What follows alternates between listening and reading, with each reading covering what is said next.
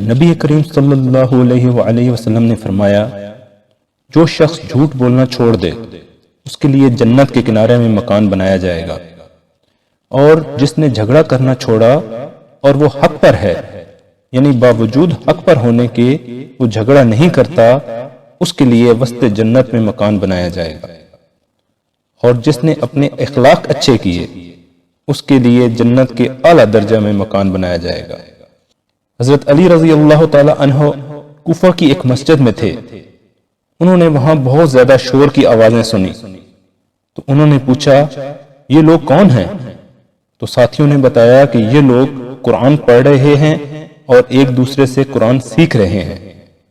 حضرت علی رضی اللہ تعالی عنہ نے ارشاد فرمایا، غور سے سنو، انہی لوگوں سے حضور اکرم صلی اللہ علیہ وآلہ وسلم کو سب سے زیادہ محبت تھی۔